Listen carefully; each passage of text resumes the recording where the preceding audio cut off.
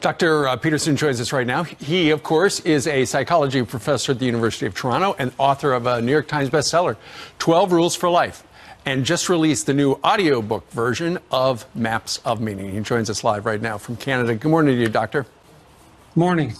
So there you were watching the Liberals on the panel talking, and then you started to educate them or give them your point of view on why they lost.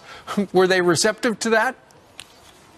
Well, I don't know if the question that I asked was really addressed, which is that if Trump is taken out by one means or another, then how are you going to heal the rift between the left and the right in the United States? And this is a serious problem. I mean, everyone, regardless of their political orientation, needs to live together. And if we want peace, and if we have any sense, we're going to want peace. But the question wasn't addressed.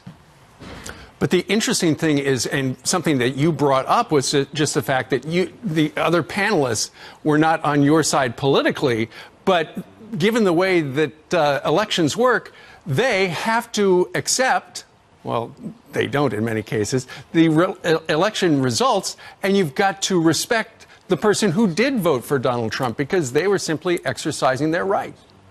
Well, I think you've seen in the United States, probably ever since a special prosecutor was nominated to go after Clinton, I think you've seen attempts to bring down the presidents legally every time there's been an election, and that seems to have been ramped up. And that's very dangerous. I mean, it's obviously the president isn't above the law, sure, but increasingly the political parties seem to be using extra like means outside of the electoral process to impose their will on the electoral outcome, and this is a bad thing.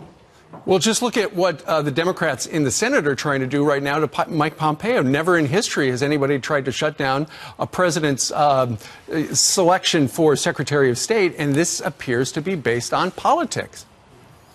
Yeah, well, I mean, people need to understand that those on the other side of the political spectrum have their reasons for looking at the world the way they do. I mean, each side can become too extreme, but if you want a civil society, then people have to be civil to one another, and I see that breaking down. And it's not a pathway we want to trot if we have any sense. Well, you're right. There isn't a lot of civility these days, and there's not a lot on campus. I know you're a professor, and you go out and you're an alternative voice on college campuses. We're going to play you a soundbite from Candace Owens, who is the communications director for Turning Point USA. She was at UCLA in the last couple of days, and she was confronting some Black Lives Matter protesters, and she had a point for them. Listen to this, and then we want to get your point of view. Sure.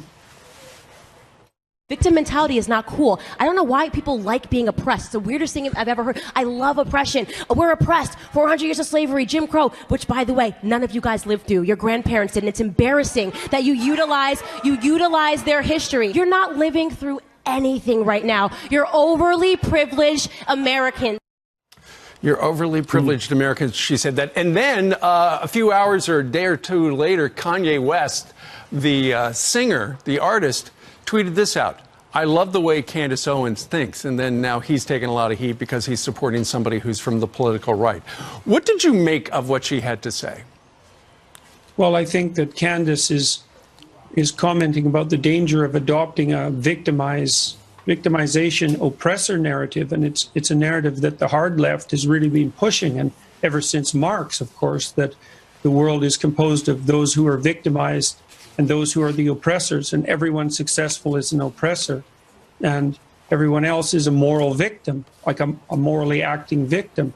And it's a very, very dangerous narrative, and it's certainly one that's unbelievably widespread on university campuses. To look at the world that way, to look at the world through a group identity lens is puts us back in a tribal situation and will produce conflict. It has throughout the 20th century. And so Candace is objecting to that, and rightly so. It's an unbelievably pernicious ideology, and the universities are to blame for distributing it in large part.